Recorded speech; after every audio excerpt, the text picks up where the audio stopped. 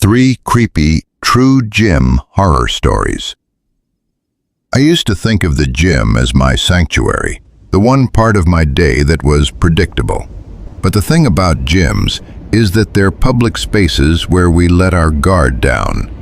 We see the same faces every day until they feel familiar, even if we don't actually know them.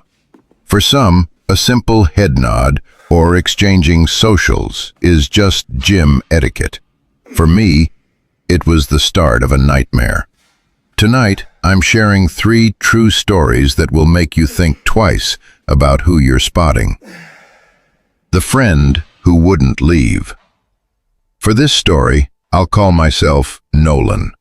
I was a regular at my gym, and so was a guy named Josh. He was high energy, always walking around with a big duffel bag. One day, I spotted him on the bench press. We started talking, and he seemed friendly enough, so when he asked for my Instagram, I didn't think it was a big deal. That was my first mistake. A few weeks later, outside the gym, Josh was different. He started doing these weird, high-pitched cartoon voices for no reason.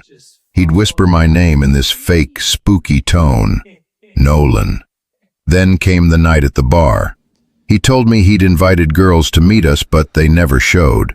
I realized he'd lied just to get me there. He started making these exaggerated sounds, fake laughing, then fake crying, switching into a movie villain voice right at the table. I tried to avoid him, but he'd follow me from station to station at the gym like he was glued to me. Then, the voices followed me home. One hot summer night, with my window cracked, I heard a low, drawn-out voice outside my first-floor bedroom. It said my name. I lifted the blinds just an inch, and there was a shadow, a figure standing so close to the glass, he blocked the moonlight. 3 weeks later, I walked out to find my tire slashed with a clean slice. I don't go to that gym anymore. My advice? Be careful who you let into your life. The Red Hoodie. My name is Lewis. This happened last summer. My friend Colton had just broken up with his toxic girlfriend, Addie. One Tuesday at the gym, a girl walked in wearing a red hoodie and blue leggings. She didn't work out. She just stood there, staring at us. Then, we heard it coming from the women's locker room, crying mixed with whispering. It wasn't normal crying. It sounded unstable, like someone talking to themselves while breaking down.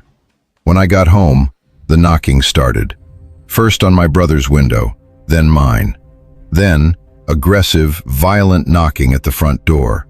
The knob started shaking like someone was trying to force their way in.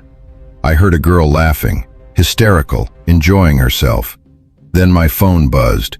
A text from a random number said, "Leave Colton alone. You'll pay the consequences." Then came a second text, a picture of a knife in her hand. Addie was outside my house with a weapon. I still don't know how she got my address. The man on the machine. I've been going to the same LA Fitness for years. About 6 months ago, I noticed a new guy. The first time I saw him, he was sitting on a machine behind me while I did squats. He wasn't using the machine. He was just leaning forward, staring at me in the mirror. This became a pattern. Every night, I'd catch him on a different machine, always with a clear view of me, but never actually moving any weights. One night, I saw him holding his phone up at chest level, angled directly toward me. He was recording me. The scariest moment was 2 weeks later at a nature preserve. I was running a trail when I realized someone was jogging behind me, matching my pace exactly. I glanced back. It was the guy from the gym. I broke into a full sprint, screaming for help. He only stopped when he saw a neighbor in their driveway. I canceled my membership that day.